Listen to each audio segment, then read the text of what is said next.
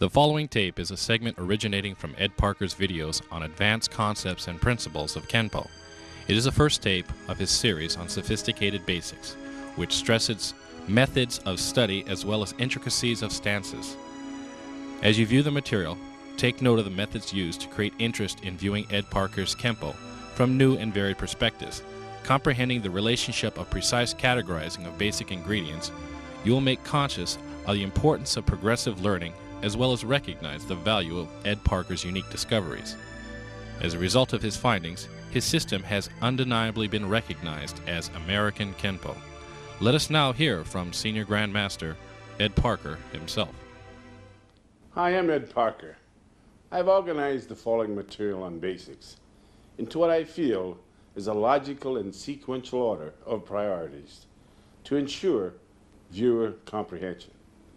Prioritize subjects in their proper order is a means of increasing retention.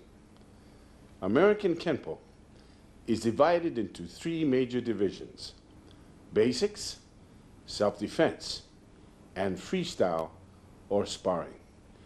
Each are further broken down into subdivisions. Technically speaking, basics are all physical moves or gestures executed with specific intent or purpose. Depending upon how these moves or gestures are employed, they can be defensive, offensive, or can accomplish both purposes simultaneously. When applied, they can be used to oppose, ride, borrow, or steal force, feint, sprain, dislocate, fracture, rupture, maim, rip, tear, claw, hook, poke, slice, rake, buckle, check, maneuver, trip, grab, lock, twist, pinch, butt, bite, throw, pull, along with numerous other accomplishments. Stated differently, basics are the fundamentals of Kenpo that aid in the development of the mind and body in its preparation for physical combat. Like other fields of learning, its roots stem from a logical and systematic foundation. Paralleling our written language, each move learned, whether defensive or offensive, can be considered an alphabet of motion. When alphabets of motion are combined, they form words of motion. Combinations of words of motion then form sentences of motion.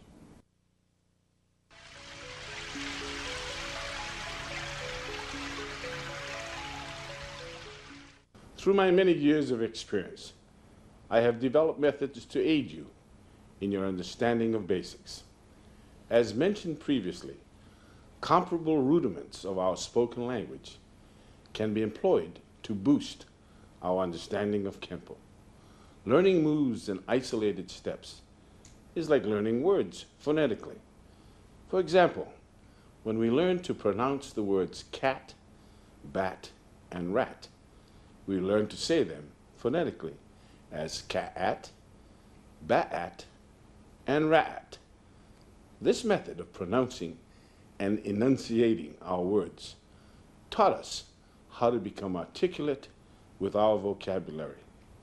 Likewise, motion learned in isolated steps teaches us to become articulate with our movements. It teaches us how to pronounce each move correctly, distinctly, and consistently. Only after thoroughly learning each move phonetically can we combine moves to formulate words of motion, sentences of motion, and even paragraphs of motion.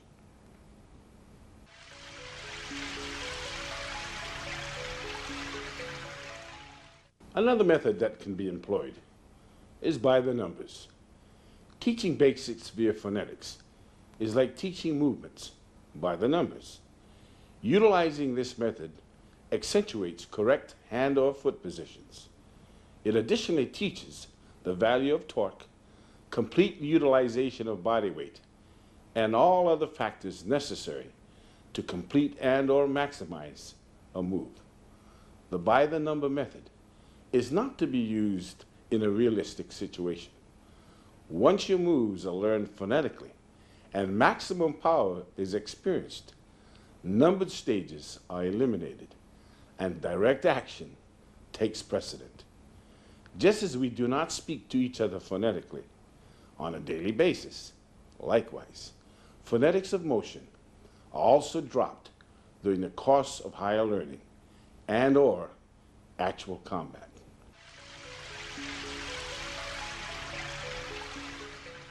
Another method is the use of the clock principle. I use a number of visual aids, tangible as well as intangible, to make learning easier. One method is the use of the clock principle. This is a mental visual aid used to teach you the proper positioning of your feet and hands in the performance of your basics, forms, or they call it basics in motion, self-defense techniques, freestyle techniques, etc. For example, before starting a form, you'll be asked to picture yourself standing in the middle of a large clock that has been placed on the floor. The wall you face when first starting represents 12 o'clock. To your right, 3 o'clock. Directly behind of you, 6 o'clock. And to your left, 9 o'clock. As you move from your starting position, you are to mentally picture where the other numbers on the clock are, thus giving you a more precise sense of direction when performing. This principle also applies while learning self-defense techniques. 12 o'clock is the starting direction regardless of where the attack stems from, flank, rear, or otherwise. To use another example, you may be facing 12 o'clock with your opponent attacking you from 3 o'clock. You may be taught to have your left foot step back to 9 o'clock as you face your opponent who's attacking from 3 o'clock. 3 viewpoints are involved here. The original direction in which you were facing, that's 12 o'clock, the angle from which your opponent attacked you, that was 3 o'clock, and the correct position of your foot, 9 o'clock, which is necessary to thwart the attack. In short, the clock principle is a directional reference used to aid you in selecting the proper direction when attacked, retaliating, or working your basics.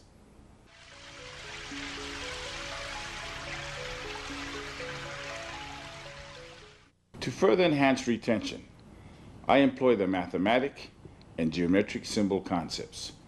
These are visual aids that can be used tangibly or intangibly using actual illustrations so that you can see it, or through verbalizing a mental picture instead. There are 3 mathematic and 3 geometric symbols that can enhance your learning. The 3 mathematic symbols are the minus sign, used in subtraction, the plus sign, used in addition, and the time sign, used in multiplication. The 3 geometric symbols are the circle, square, and triangle. All of these symbols will be used periodically throughout my videos to simplify your learning. Both mathematic and geometric symbol concepts and the clock principle can be used interchangeably, thus providing similar results and benefits. For example, visualize yourself standing again in the middle of a big clock. As you'll notice, a line drawn from 9 o'clock to 3 o'clock will give you a minus sign. Superimpose it with a line from 12 o'clock to 6 o'clock and it will create a plus sign. Draw a straight line from midpoint of 7 and 8 to midpoint of 1 and 2, then superimpose a straight line from midpoint of 10 and 11 to midpoint of 4 and 5, and you will have a times or multiplication sign. Connect all of the numbers with an arc, and you will have a circle. Draw 4 lines within the clock's circumference, and you will develop a square. Divide the square in half from corner to corner, and you will form 2 triangles which could be condensed to 1. Another value that the clock, mathematic, and geometric concepts offer, other than aiding you in determining proper angles and directions, is the help it gives you in proportionately fitting the art to the specific measurements of your anatomy. Examples of proportionately fitting the art to the specific measurements of your anatomy will be demonstrated in this tape.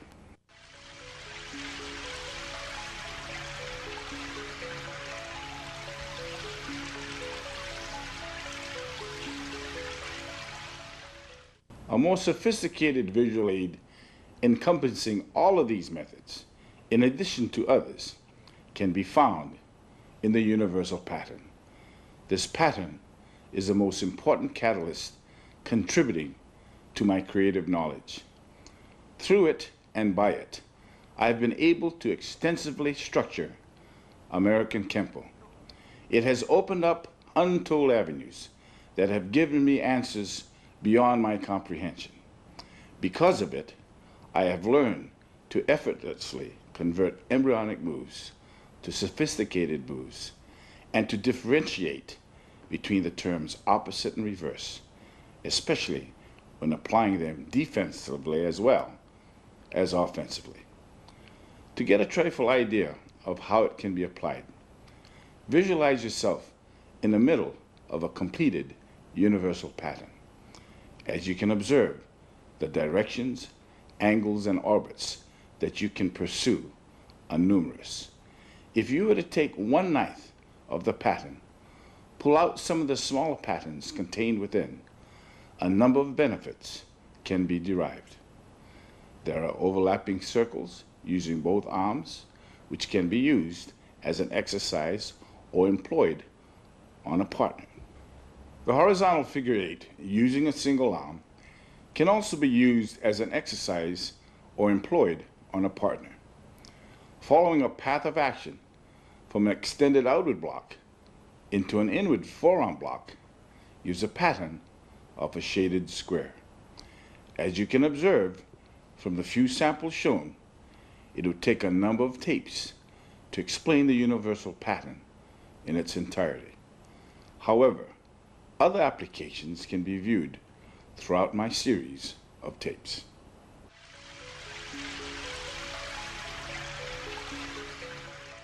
I am convinced that basics can be more thoroughly understood, be of greater value, and be more quickly learned if teaching methods encouraged analyzing and comparing past and present life experiences.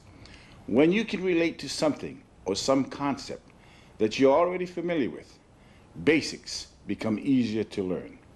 You're having experienced that concept in another field, related or not, easy substitution of your newly learned skill. The principles employed in a game of family billiards is a good example. The 3 major principles are: 1, proper alignment, to sink the ball of your choice into the pocket of your choice using the cue stick and ball. 2, to contemplate positioning the cue ball so that it will again be aligned to make the next shot easy. And 3, should your winning streak end, have the ability to place the cue ball in an awkward position to disallow your opponent from making a clear shot. To cite another example, let us examine the study of our alphabets.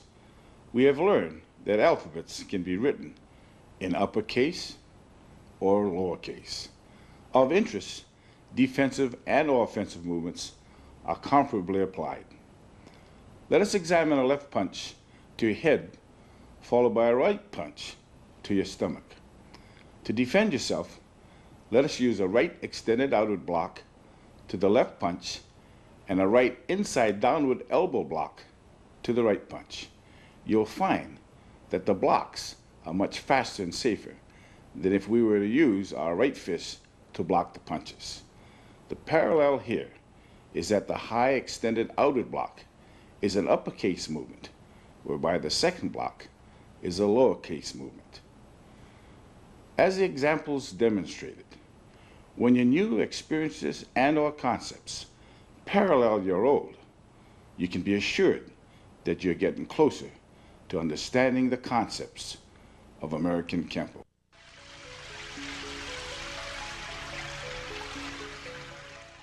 Another unique teaching technique, which I often employ while teaching basics, is the rearrangement concept. Since many are only interested in obtaining sufficient knowledge of how to cope with average encounters, the rearrangement concept works well. The concept teaches you how 4 basic moves through the rearrangement process can produce 24 possible combinations without using the same combination twice. Knowledge of the rearrangement concept is important because there are no 2 situations exactly alike in a confrontation. Therefore, to have a set sequence of moves in mind when countering your opponent is unrealistic. The rearrangement concept makes it capable for you to blend with the action as it occurs, even though your knowledge of moves may be limited. It is the expansion of your limited knowledge that will give you the edge.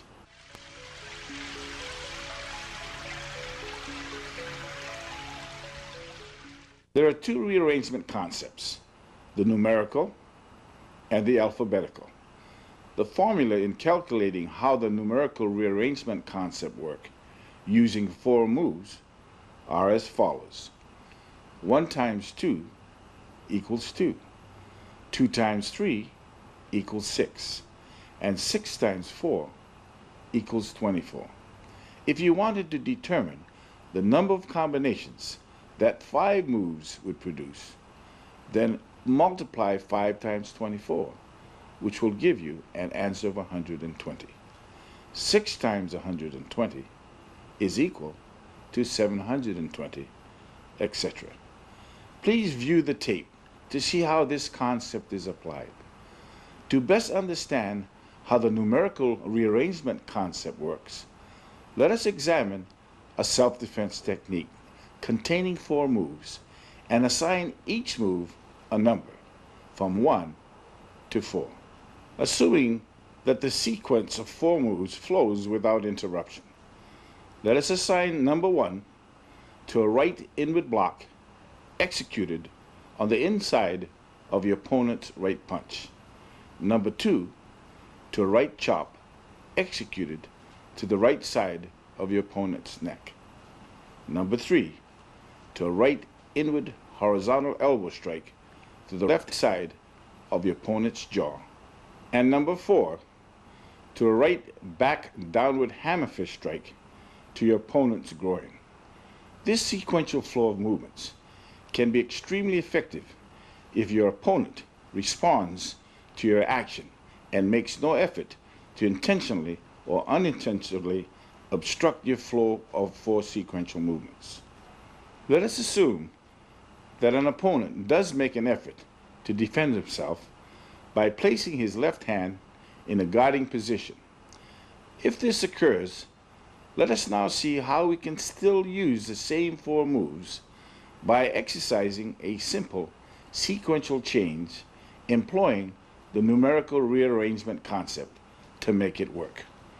Although the sequence of movements will be altered, an uninterrupted flow can still be obtained despite of your opponent's attempt to protect himself. The first move is the same with one exception. Your opponent's left hand is in a guarding position. From move number 1, you can shift into move number 4, then move number 3, and conclude with move number 2. Needless to say, other combinations could be used effectively. The alphabetical rearrangement concept follows the same format used in the formation of words. Letters picked from our alphabetical system, when properly arranged, can create words that are familiar to us. Like the numerical rearrangement concept, limited knowledge of the complete alphabetical system can still prove effective if the rearrangement concept is thoroughly understood. For instance, if you were to only learn the alphabet from A to G, you can still benefit from this limited knowledge, provided you learn that from these 7 letters of the alphabet, you can create words such as add, dab, ace, face, fed, fad, deaf, etc. When each of these 7 letters are used more than once, words such as deed, dad, feed, etc. can then be created. As you can observe, you can create a surprisingly large number of words, even though your knowledge of the alphabets may be limited.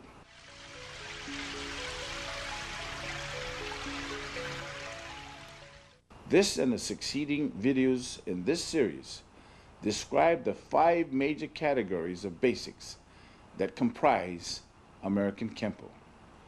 They are stances, maneuvers, blocks, strikes, and specialized moves and methods. Of the first 4 major divisions, stances are literally postures of defense and offense. Maneuvers are methods of travel and or body positioning to enhance defense or offense. Blocks are methods of defense. And strikes are methods of offense. The 5th division identifies those moves and methods that cannot be categorized under the first 4 divisions and that unquestionably contain individual characteristics of their own.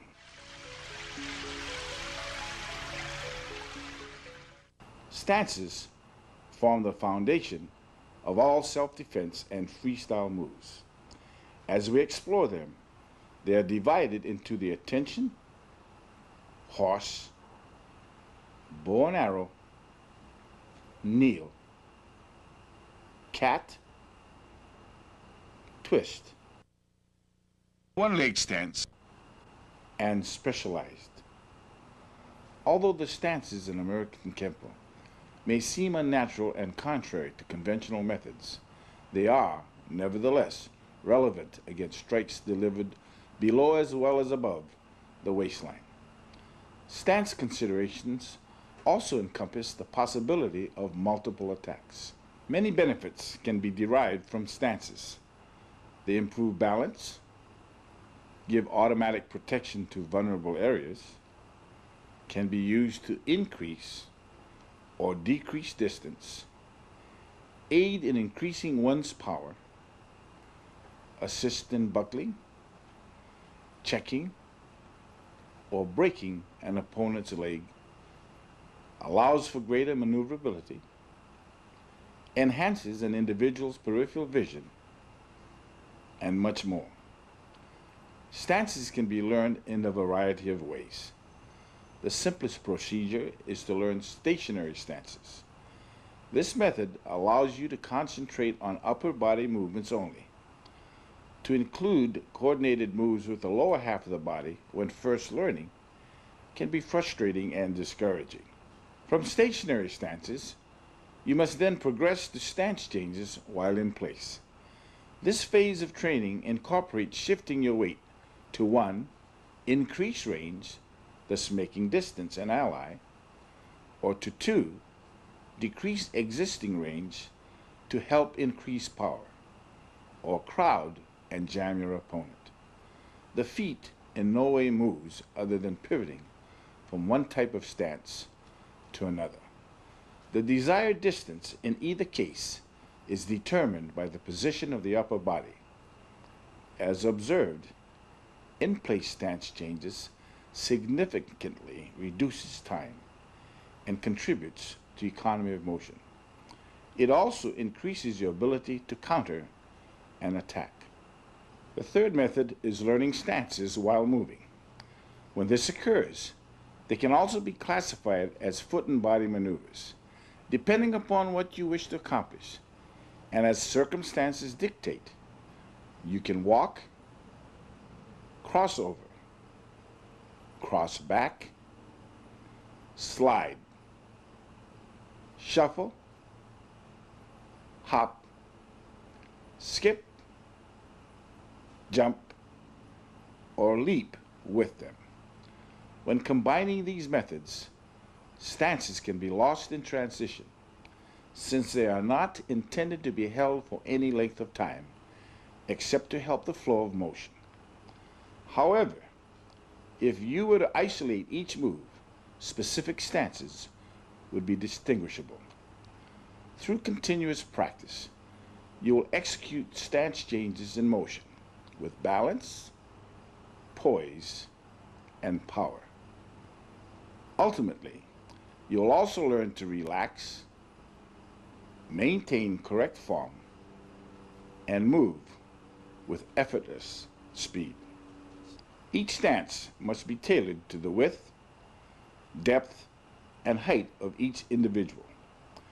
Ways of discovering the proper width, depth, and height of each stance, employing the mathematic and geometric symbol concept, will be described and demonstrated in this tape. Study these methods thoroughly. They will aid you in making each stance work more effectively for you.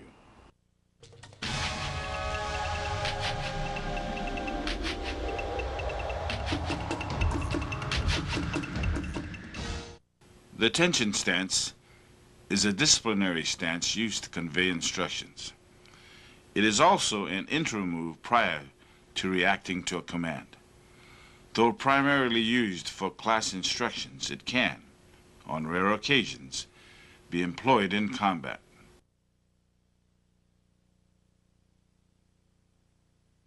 Like the military and other similar agencies, the feet are placed together, kept flat, with the back straight, head erect, and weight equally distributed between feet.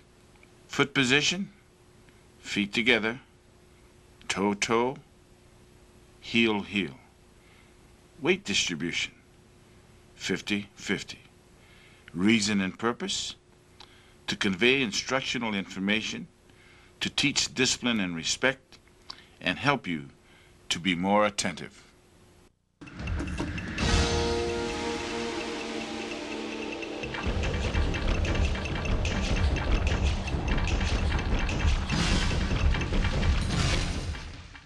The horse stance is of two types, the training horse and the fighting horse. The training horse is the basic exercise position for learning blocks, punches, kicks, etc., and for warming up. The horse stance is also utilized as a meditating ritual when beginning and closing classes. Why the name? This stance is called the horse stance because it resembles the position used while riding a horse. The horse stance is frequently used in forms, self-defense techniques, and freestyle techniques as an important stance change. The distance between feet is critical. but it will vary according to you. Generally, slightly wider than your shoulder width. If the feet are too close together, the stance is weakened and poor balance. Likewise, if they are too far apart, stance changes and kicking becomes difficult and maneuverability hampered. The correct method to obtain a horse stance is to bend the knees slightly forward and force out to the sides as though they were being pushed apart.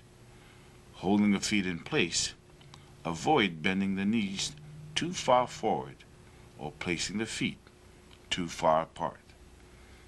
The fighting horse is almost identical to the training horse. The difference lies in placing your feet in the direction you are facing. Thus both feet are in line with your direction of focus.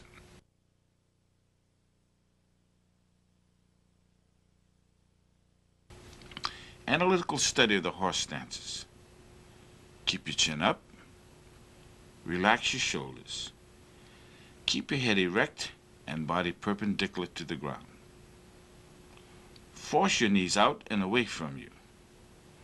Place greater stress on the outer portion of your calf muscles. Your feet should be slightly wider than the width of your shoulders. Once the proper width has been determined, bend both of your knees naturally and comfortably, and you will automatically find your proper height. An interesting comparison. The knee can be compared with a shock absorber and should, therefore, be thought of as one.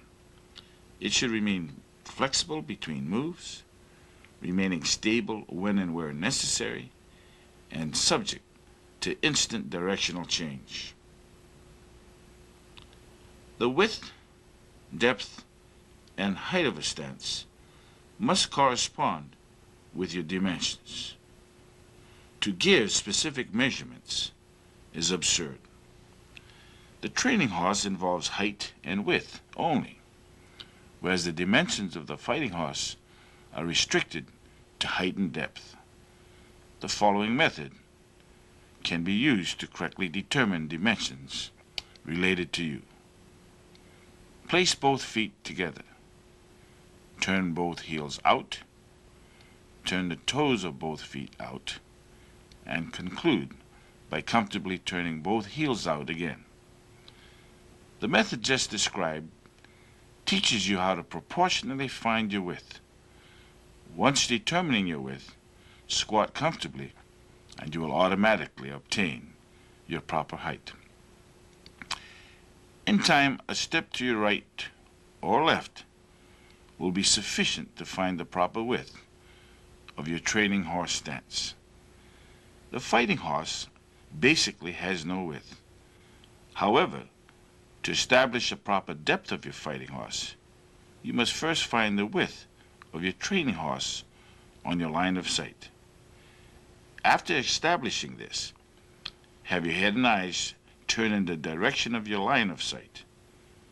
Already having obtained the depth of your fighting horse, have both of your knees bend comfortably to establish your correct height. An added help. Please observe the following as a means of correcting the width of your horse stance. As your knees are forced out, they should bow out so that the sides of your calf muscles protrude slightly beyond the width of your ankles. Notice how this angle prevents a foot stomp originating from the top and side of your calf muscle from injuring your foot. Data summation of the training horse stance. Foot position. Feet should be slightly wider than the width of your shoulders. Toes in, heels out. Toe, toe, heel, heel. Weight distribution. 50-50. Weight is forced out to the outside edges of your feet. Reason and purpose. To teach stamina and patience. A training stance which allows one to concentrate on hand movements only without being distracted by the synchronization of foot maneuvers. Data summation of the fighting horse stance. Foot position, both feet are pigeon-toed with one foot ahead of as well as directly behind the other. It is like a training horse with the opponent to the flank. Head and eyes are focused to the flank. Weight distribution, 50-50. Knees are forced away from each other. Reason and purpose. Minimize target areas. Allow for a faster shuffle, side or back kick.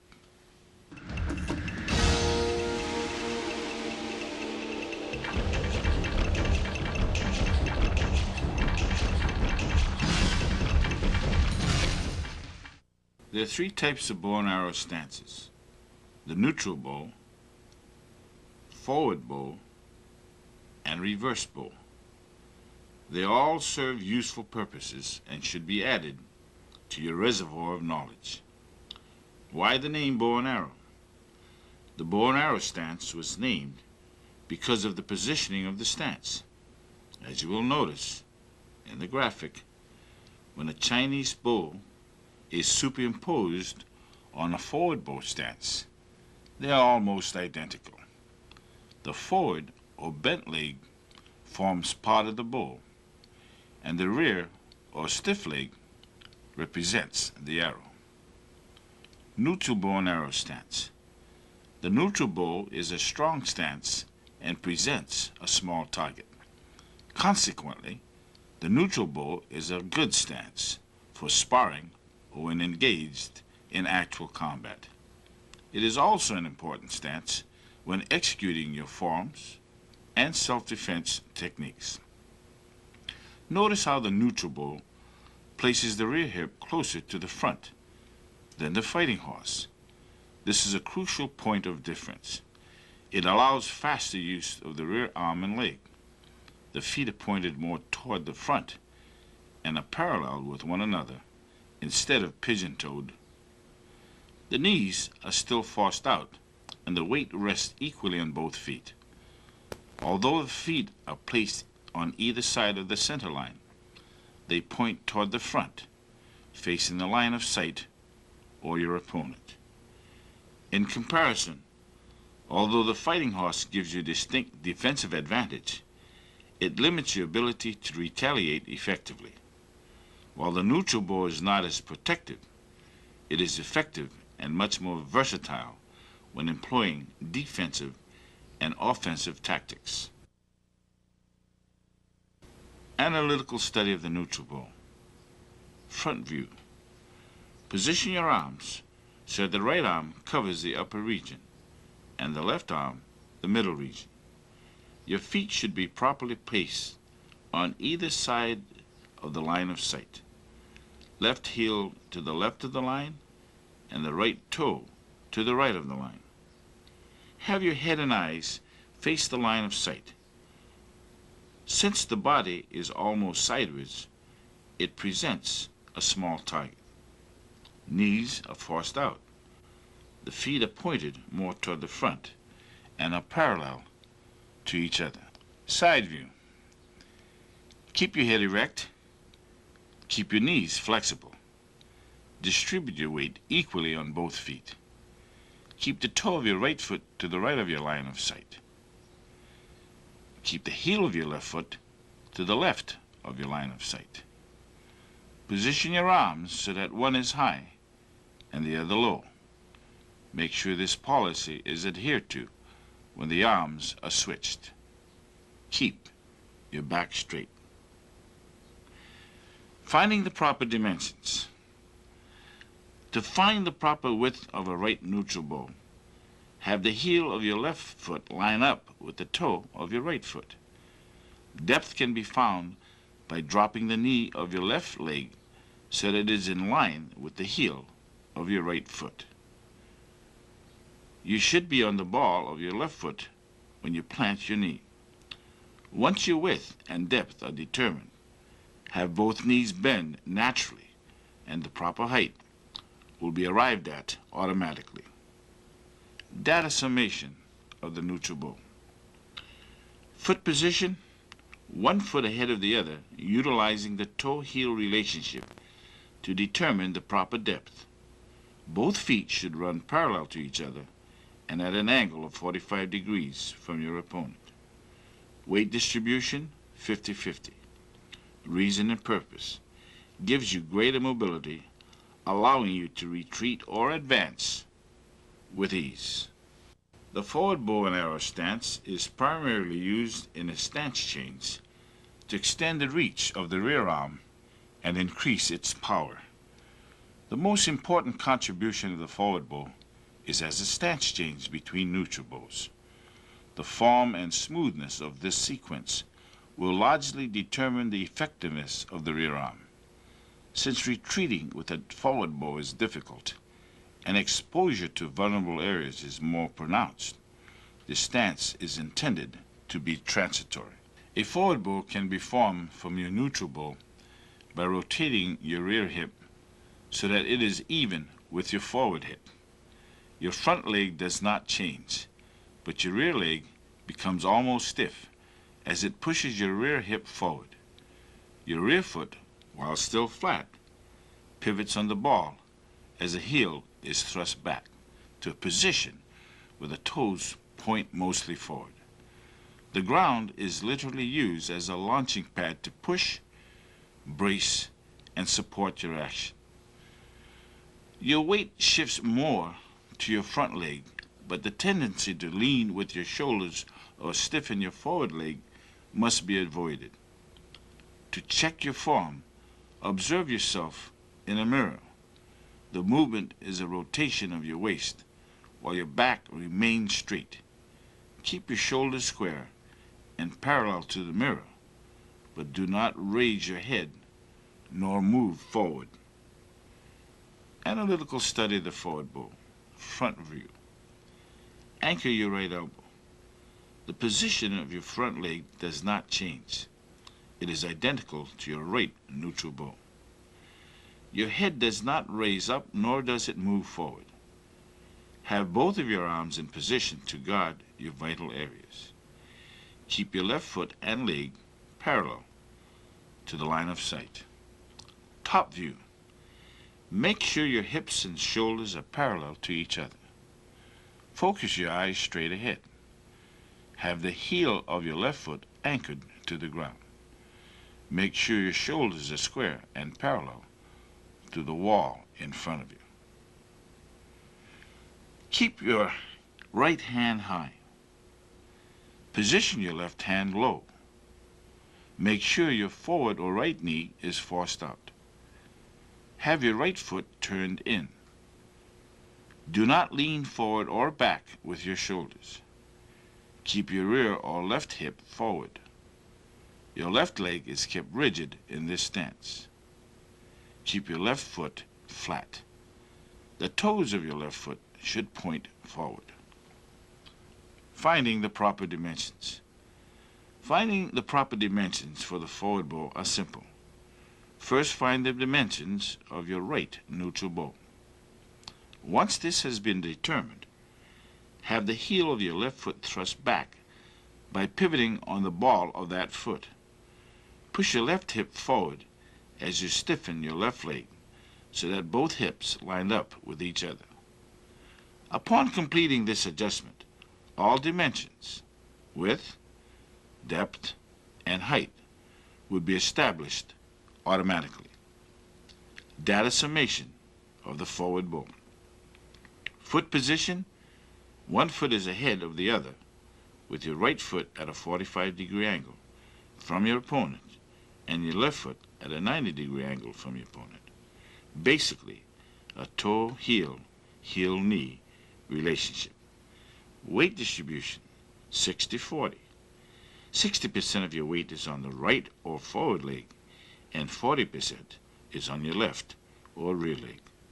Reason and purpose. Gives you greater reach, enhances your power, and allows you a greater foundation with which to brace yourself. It is useful as a leg check, buckle, or break. Reverse bow and arrow stance. The reverse bow and arrow stance is essentially the same as a forward bow, with the head and shoulders turned to the back. As a stance change, the reverse bow serves three primary purposes. One, it creates distance by pivoting away. Two, rotation can increase the power of certain strikes. And three, as the leg stiffens, it can buckle or sweep. Analytical study of the reverse bow, front view. Have your rear arm protect your upper region.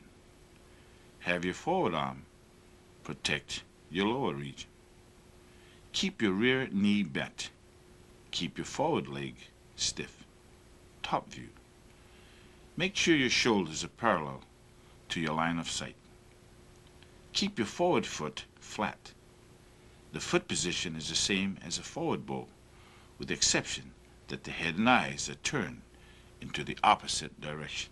Side view. Have your head and eyes turned toward the opposite direction after establishing a forward bow. Keep your forward arm low. Thrust your heel out and then anchor it to the ground. Keep your rear arm high. Keep both feet flat. Finding the proper dimensions. Again, find the proper dimensions for a neutral bow. However, form the neutral bow in the opposite direction of your intended line of sight. Immediately execute a forward bow while facing the same direction. Upon completion of the forward bow, have your head turn in the opposite direction, toward your intended line of sight. This final movement will automatically place you in a reverse bow with all dimensions, width, depth, and height, adjusted to your own specifications. Data summation of the reverse bow. Foot position.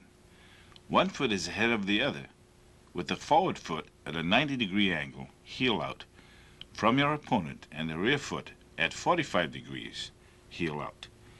This stance is the opposite or reverse of a forward bow with your head and eyes turned toward your opponent. Weight distribution, 40-60. 40% of your weight is on the forward leg and 60% on the rear leg. Reason and purpose. Allows one greater distance although remaining in place.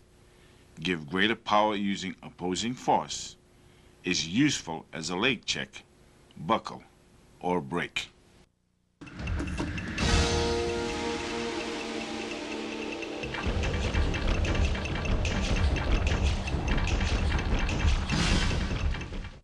Kneel stances. Kneel stances are of two types, wide and close. The major difference between the wide and close kneels is the space between the knees. The feet are basically the same distance apart in width as a neutral bow, but may vary in depth depending on circumstances. Three facts explains its use.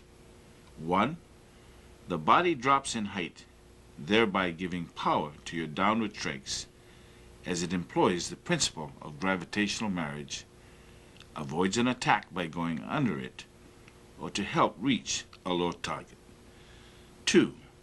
As with most stance changes, there is usually a rotation of the hips and shoulders, which can boost the force of a horizontal strike. The combination of change in height plus the rotation will increase the effectiveness of a strike moving diagonally downward. 3. The rear knee drops down and may therefore act as a weapon, as a check or a pin, or as a push to buckle an opponent's leg. Although the wide kneel has greater stability, the fact remains that a close kneel can be extremely useful offensively as well as defensively. Both should not be overlooked, since they are definitely alphabets of motion that can help increase your vocabulary of motion. Wide kneel stance. The wide kneel stance is no more than a neutral bow with the rear knee dropped and forced out in the direction it was facing. There is no change in the positioning of the front leg or foot. However, the rear heel is raised off the ground to allow the knee to bend down further. Both knees are forced apart, hence the name wide kneel. The stance is quite low, the weight equally divided between the 2 feet, and the back is straight. Analytical study of the wide kneel. Front view. Keep your right arm low. Make sure your knees are forced apart. Have your weight equally distributed on both legs. Keep your eyes straight ahead. Keep your left arm high. Keep your forward foot positioned in the same positions as that of your left neutral bow. Top view. Keep your shoulders in line with your hips. Your rear leg is at a 30-degree angle to your line of sight. Keep your body parallel to the wall in front of you. Side view. Keep your back straight. Keep your buttocks tucked in. Make sure the heel of your right foot is off the ground. Keep the ball of your right foot on the ground. Keep your head erect. Place your hands and arms in guard position. Keep your left foot flat. Finding the proper dimensions. First, find the proper dimensions for a neutral bow. Now bend, drop, and force your rear knee out on a 30-degree angle from your upper body, which is vertical and erect. Make sure your rear knee is 1 hand span, your hand, from the ground. Although the width and depth of this stance is the same as a neutral bow, even though the rear heel is raised, a hand span measurement should aid you in obtaining the proper height for the stance. Data summation of the wide kneel. Foot position. Forward foot is at a 45-degree angle to your opponent. Rear foot at a 45-degree angle from your opponent, resting on the ground. Like a neutral bow, only your body drops in position. Weight distribution, 50-50. Rear knee is forced out. Reason and purpose. The drop in height gives added power, that is gravitational marriage, avoids an attack, gives you better access to low targets, can act as a pin or check, and gives greater stability. Close kneel stance. The close kneel stance is no more than a forward bow with the rear knee dropped 1 to 2 inches from the ground. The width remains the same, but the depth may fluctuate by sliding the rear foot forward on your line of sight. This, of course, would depend on the necessary adjustments needed at the time because of circumstance. Like the wide kneel, there is no change in the positioning of the front leg or foot, and the rear heel is also raised off the ground to allow the knee to bend freely.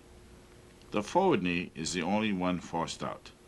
The rear knee is kept in and close to the forward leg, hence the name, close kneel. The stance is exceedingly low. The weight equally divided between the 2 feet, and the back is straight.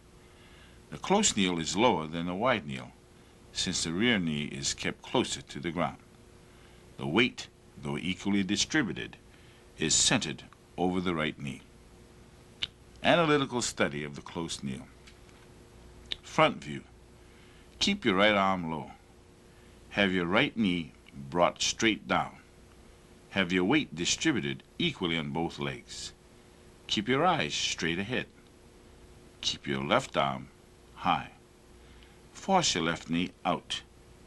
Your forward or left foot should be positioned identically to that of a left neutral bow. Top view. Your shoulders should be in line with your hips. Make sure your right leg is parallel to your line of sight. Line your body to that wall in front of you. Side view. Keep your back straight. Tuck your buttocks in. Raise your right heel off of the ground. Keep the ball of your right foot onto the ground. Keep your head erect. Make sure your arms and hands are in guard position. Keep your forward or left foot flat. Keep your right knee 1 to 2 inches off of the ground.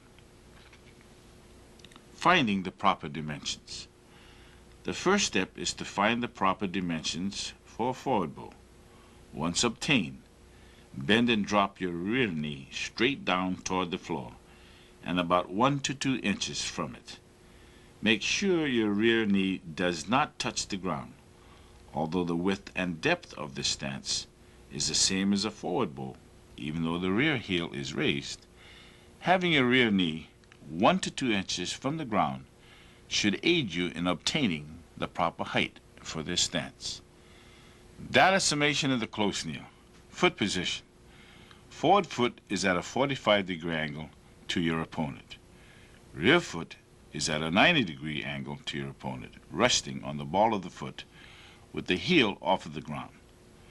Rear foot may shuffle forward if an adjustment is needed, like the forward bowl, only your body drops in position. Weight distribution, 50-50. Rear knee is dropped straight down so that it parallels the vertical angle of your head. Reason and purpose. The drop in height gives added power through gravitational marriage, avoids an attack, allows for better access to low targets, can act as a pin, check, or be used to fracture, and it also gives instant stability.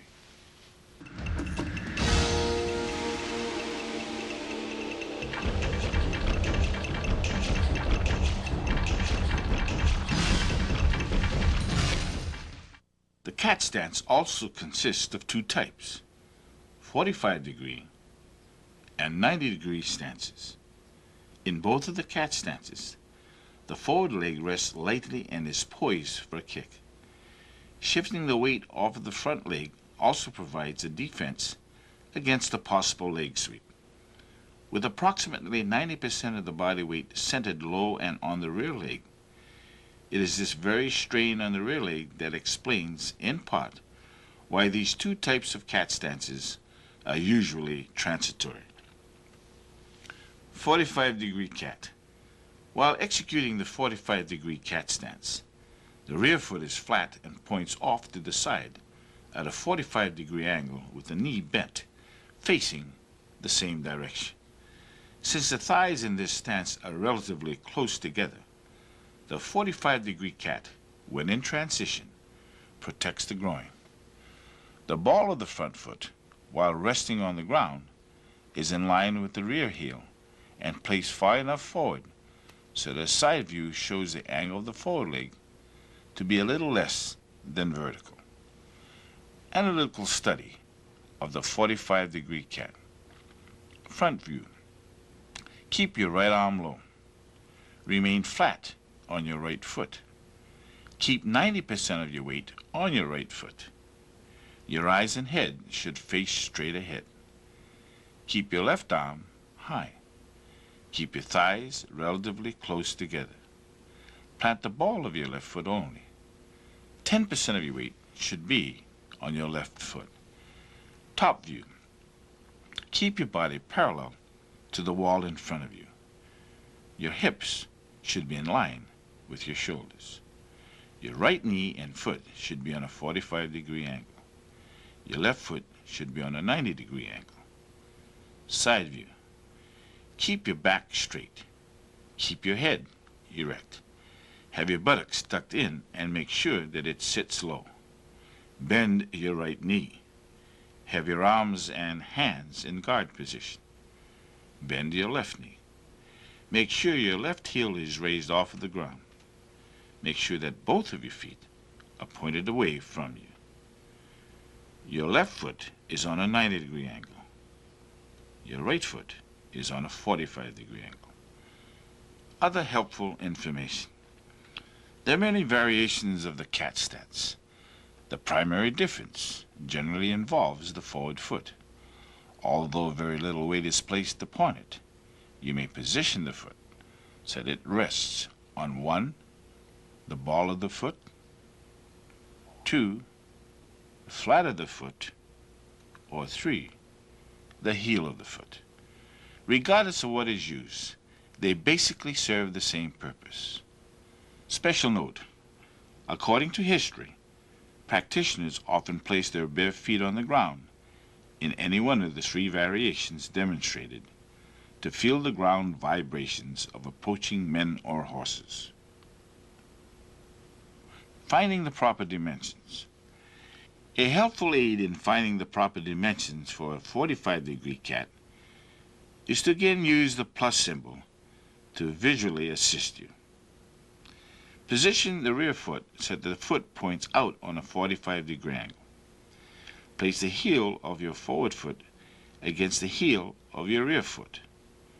Now proceed to lift your forward foot and scratch a parallel and imaginary line where the big toe of that foot ends. Lift your forward foot and place the heel of that foot on the imaginary line that was just mentally drawn. Place 10% of your weight on the ball of your forward foot and lean back so that the remaining 90% of your weight rests on your rear leg. Data summation of the 45-degree cat. Foot position.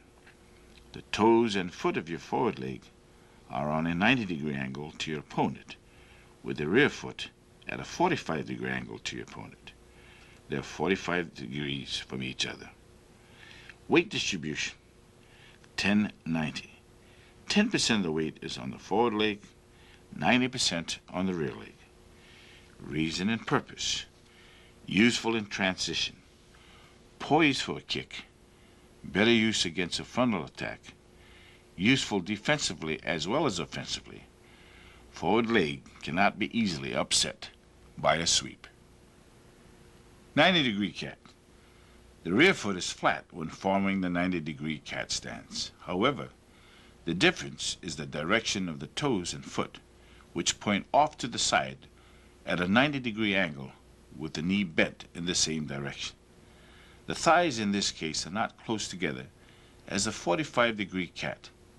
This stance normally occurs from a surprise flank attack where there isn't enough time for the rear foot to shift into a 45-degree angle. With time being the primary factor, the forward foot is the only leg that is activated. When this occurs, the rear foot remains at 90-degree angle to the forward foot. There is no protection to the groin because of the legs being so wide apart. Therefore, other hand positions are necessary to compensate for this. The ball of the front foot is also in line with the rear heel and placed far enough forward so that the side view shows the shin a little less than vertical. Analytical study of the 90-degree cat stance. Front view. Keep your right arm low. Make sure that your thighs are apart rather than together. Keep your right foot flat on the ground. Keep your eyes and head focused straight ahead.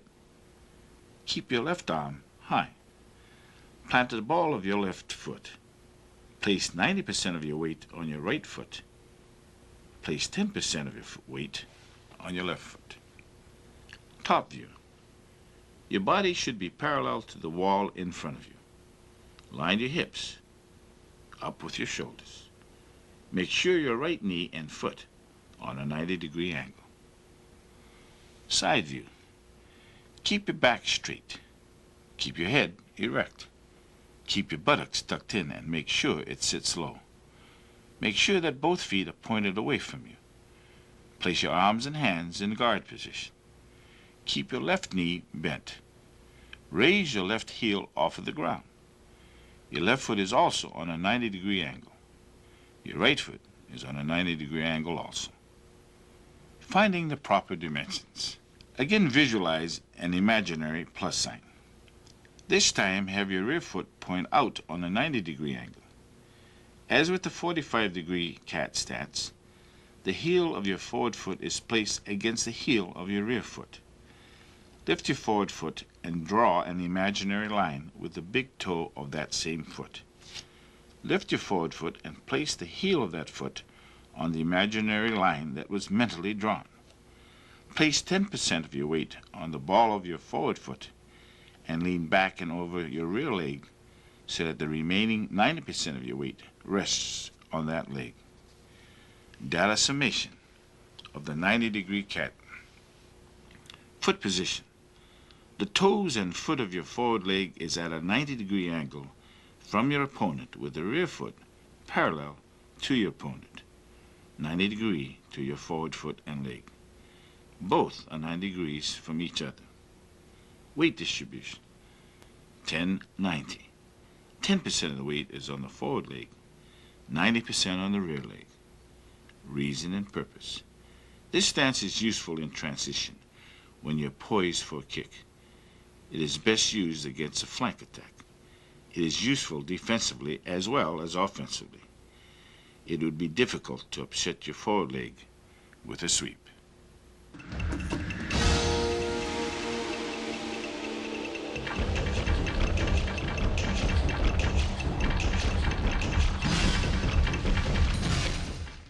The twist stance is of two types, front and rear.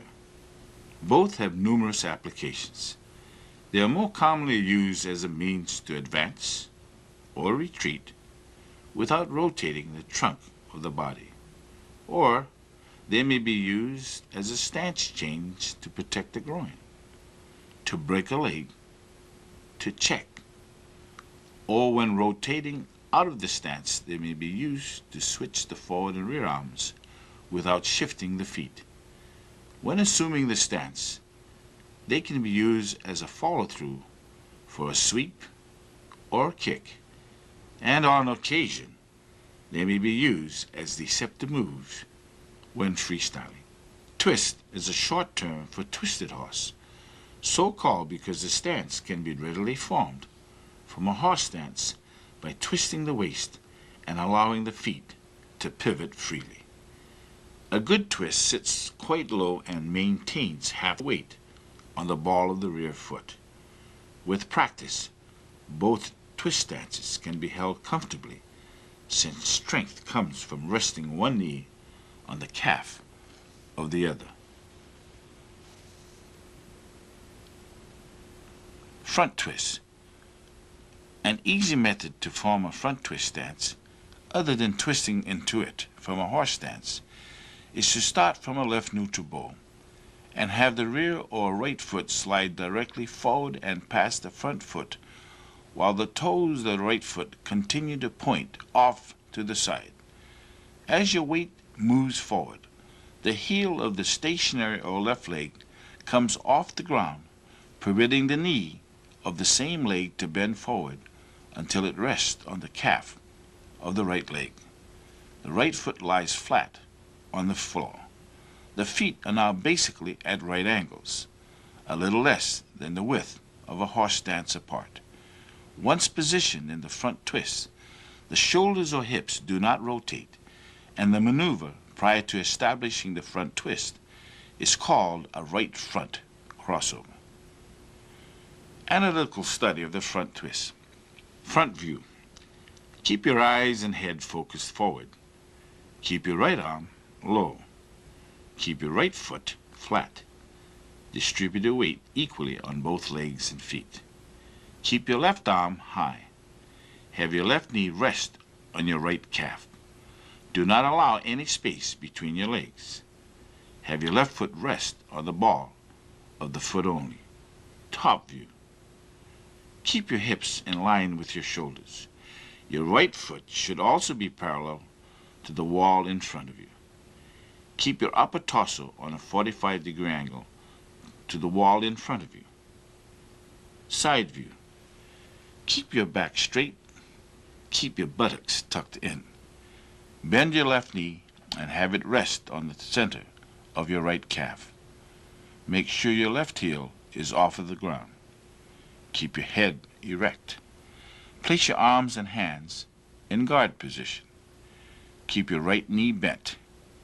Keep your forward foot flat and have it point out and away from you. Finding the proper dimensions. First, find the proper dimensions for a left neutral bow. Now slide the rear or right foot directly forward and past the front or left foot, so that it is approximately half the distance or width of what a horse stance would be for you. This maneuver will aid you in obtaining the proper width and depth of your front twist stance. To obtain the proper height, rest your left knee on the calf of your right leg and drop your body weight so that it securely rests on your right calf. Do not allow any space between your legs. Data summation of the front twist. Foot position. Forward foot is parallel to the opponent and placed flat on the floor. Rear foot is on a 45-degree angle to your opponent and on the ball of that foot. Weight distribution, 50-50. 50% of the weight is on the forward leg, 50% on the rear leg. Reason and purpose. Used in transition when going either forward or backward. Allows for a fast drop in height. Used to stop with. To conceal the rear leg prior to kicking with it. Protects the groin.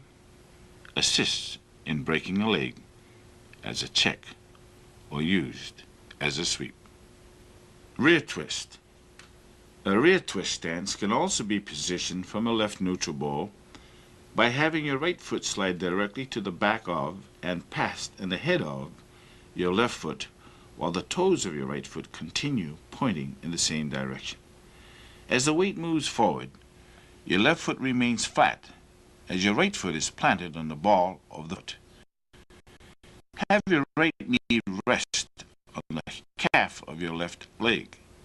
When the rear twist is produced in this manner, the shoulders or hips, like the front twist, do not rotate, and the maneuver prior to establishing the rear twist is called a right rear crossover. Analytical study of the rear twist. Front view. Guard with your left arm high and your right arm low. Keep your left foot flat. Balance your weight equally on both of your legs. Keep your eyes and head focused forward. Place your right knee on your left calf. Do not allow any space between your legs and thighs. Plant the ball of the foot only. Top view. Have your hips line up with your shoulders. Place your left foot on a 45-degree angle to the wall in front of you. Place your body on a 45-degree angle to the wall in front of you. Have your right foot face you in a vertical and upright position. Side view. Keep your back straight. Tuck your buttocks in and sit low. Bend your right knee. Keep your head erect.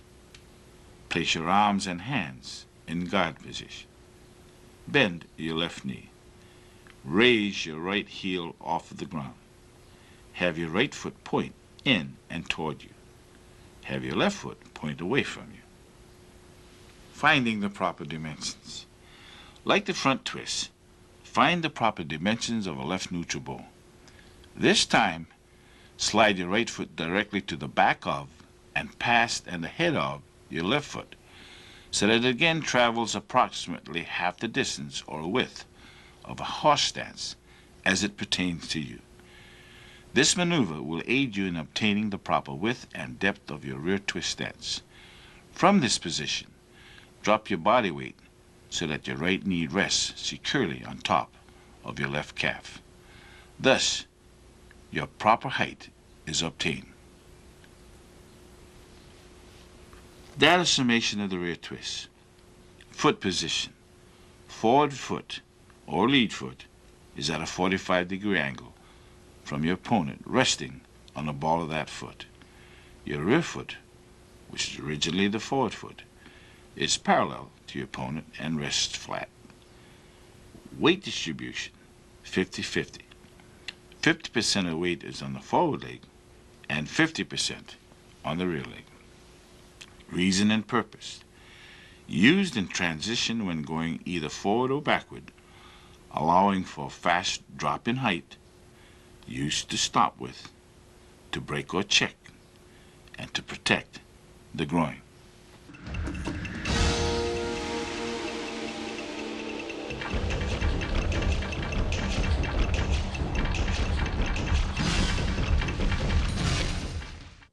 The one-leg stance can be formed several ways. The name is self-explanatory.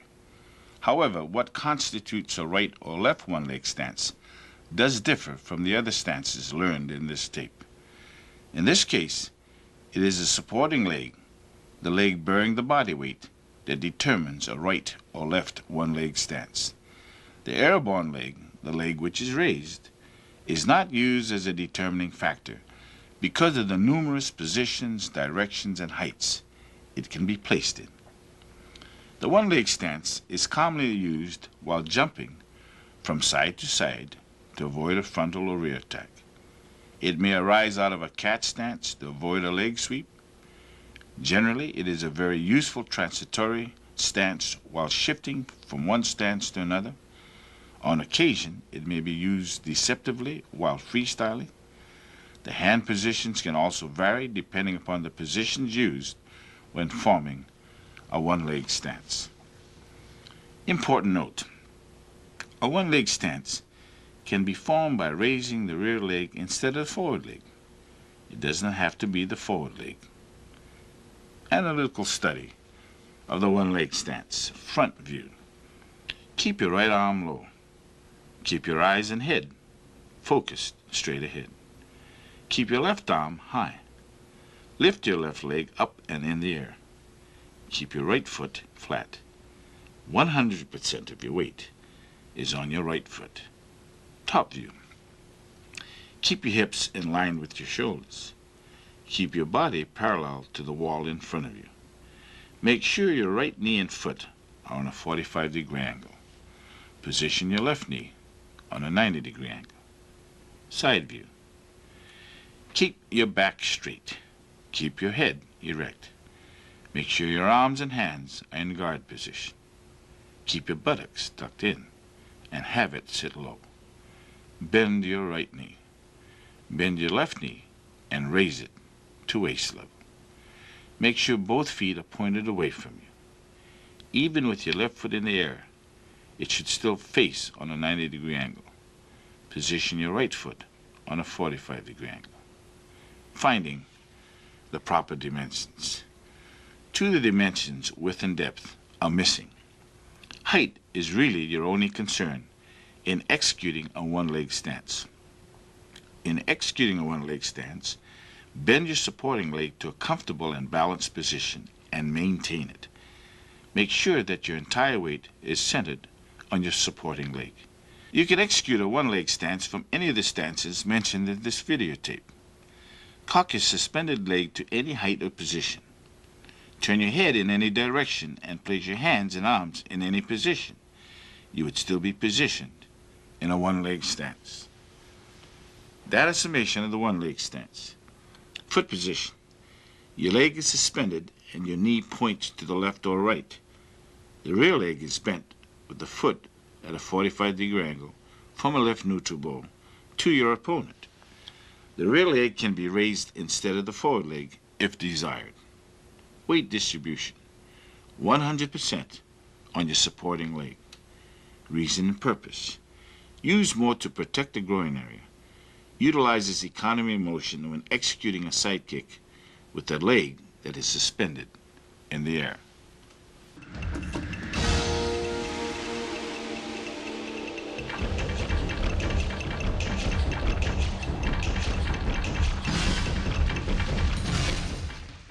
The two specialized stances are the concave and the diamond stances. Because they are transitory stances used to heighten as well as support the effects of a technique, they will be demonstrated and not explained as heretofore presented. That the technique leap of death demonstrates both the diamond and concave stances. The technique also employs a number of the stances previously discussed, and how the clock principle satisfactorily pinpoints direction. Please note the employment of the left transitory neutral bow, left reverse bow, left forward bow, left close kneel, and right close kneel stances. Leap of death is for a front right step through straight punch. The technique requires that you step back with your right foot towards 6 o'clock into a left transitional neutral bow facing 12 o'clock. As you step back with your right foot, execute a right outward parry to the outside of your opponent's right punch. Continue to ride the force of your opponent's punch by pivoting in a left reverse bow. Simultaneous with your pivot, have your right hand grab your opponent's right wrist while delivering a left inward horizontal heel palm strike under and to the outside of your opponent's right elbow. The explosive flow of your action should guide your opponent diagonally and down past your right hip. Instantly reverse the flow of your action as you pivot counterclockwise into a left forward bow facing 12 o'clock. As you pivot, maintain control of your opponent's right wrist with your right hand while simultaneously delivering a left outward back knuckle strike to your opponent's right lower rib cage. Again, reverse the flow of your action as you pivot clockwise into a left reverse bow facing 12 o'clock. As you pivot, maintain control of the opponent's right wrist while simultaneously delivering a left inward heel palm strike to the back of his right shoulder. The explosive flow of your action should jerk your opponent diagonally and down to the ground. Leap into the air toward your opponent with both feet cocked under you and with both of your hands cocked to the sides of your chest, palm up in begging fashion, preparatory to executing your specialized diamond stance.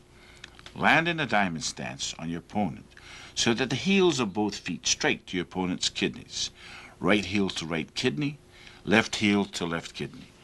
Immediately slide both heels off your opponent's kidneys. Using quarter beat timing, take advantage of your opponent's body reaction by executing simultaneous heel palm strikes to the back of your opponent's mastoids, right heel palm to right mastoid, left heel palm to left mastoid. This should stun your opponent as well as drive his face into the ground. From the reaction of your opponent's face hitting the ground and bouncing back up, slip both of your hands along your opponent's face and under his chin. Immediately switch into a concave stance as you pull up and toward you with both of your hands, using your knees to brace down and against your opponent's shoulder blades. The intention here is to stretch your opponent's neck and throat to their limits. Without disengaging from your opponent, twist his head and neck clockwise to snap his neck. This is accomplished by pulling up and against your opponent's chin with your right hand and pushing down on the back of your opponent's head with your left hand. With your right hand now cocked to your right ear, palm out, and your left hand pushing your opponent's head down, immediately follow up by pivoting to a left close kneel stance as you deliver a right inward handsword to the bridge of your opponent's nose. This should break his nose. Switch into a right close kneel stance as you drop your left knee onto your opponent's upper spine. With this action, simultaneously execute a left hand push to the back of your opponent's head to again force his face to the ground. Using your opponent's body as a springboard, bounce up, leap, and turn your body counterclockwise in midair. Using the synchronization of your rotational force and marriage of gravity, land with your left foot to the right of your opponent's body as you deliver a right downward looping roundhouse kick to your opponent's head. Be sure to bend your left knee deeply when executing your right roundhouse kick. From the point of contact of your right kick, execute a right front crossover and cover out twice toward 1030. The designation of a left or right stance is determined by the lead or forward leg as well as the direction you are facing in the case of both head and eyes at the time each stance is established. The only exception rests with the one-leg stance. Because the suspended leg can be found in a number of positions and directions, it is the supporting leg that determines whether the one-leg stance is left or right.